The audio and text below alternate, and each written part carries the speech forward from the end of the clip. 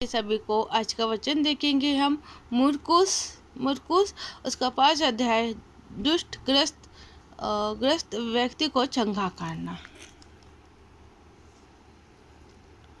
वे झील के पार गसियों के देश में पहुंचे।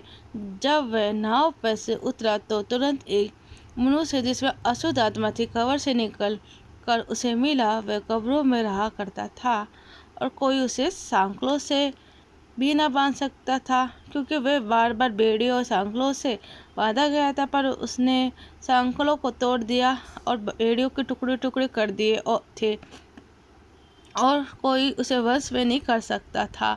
वह लगातार रात दिन कब्रों में पहाड़ों में चिल्लाता अपने आप को पत्थरों से घायल करता था। यीशु को दूर ही से देख के दौड़ा और उससे प्रणाम किया और ऊंचे शब्द से चिल्लाया, कहे, हे यीशु, परम प्रधान परमेश्वर के पुत्र, मुझे तुझसे क्या काम? मैं तुझे परमेश्वर की शपथ देता हूँ कि मुझे पीड़ा न दे। क्योंकि उसने उनसे कहा था, हे अशुद्ध आत्मा, इस मनुष्य में से निकला। उसने उनसे पूछा, तेरा क्या नाम है? उसने उससे कहा, मेरा नाम सेना है, क्योंकि हम बहुत है। और उसने उससे बहुत विनती की, हमें इस देश से बाहर ना भेज।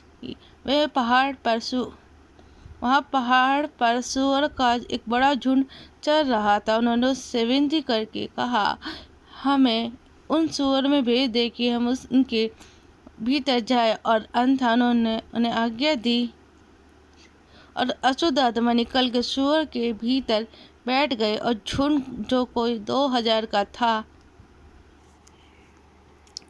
पहाड़े पे से झटपट झील में जा पड़ा और डूब मरा। उनके चरवाहा ने भाग नगर और गांव में सुसमाचार सुनाया। जो हुआ था, लोग उसे देखने आए। यीशु के पास आके वह उसको, जिसमें दुष्ट आत्मा थी, अर्थात जिसमें सेना समाई थी, कपड़े पहने औरतें बैठे देख के डर गए। देखने वालों ने कहा, जिसमें दुष्ट आत्मा थी और सूअर का पूरा हाल उनको कह सुनाया। तब वह उससे विनती करके कहने लगे कि हमारी सीमा से चला जा। जब वह नाव पर चढ़ने लगा तो वह, जिसमें पहले दुष्ट आत्मा थी, उसे विनती करने लगा, मुझे अपने साथ रहने दे। परंतु उसने उसे आज्ञा न दी और उसे कहा, अपने घर जाकर अपने लोगों को बता कि तुझ पर दया करके प्रभु ने तेरे लिए कैसे बड़े काम किए हैं। वह जाकर दिकापुलिस में इस बात का प्रचार करने लगा कि यीशु ने मेरे लिए कैसे बड़े काम किए हैं, और सब लोग अचंभा करते थे। आमीन।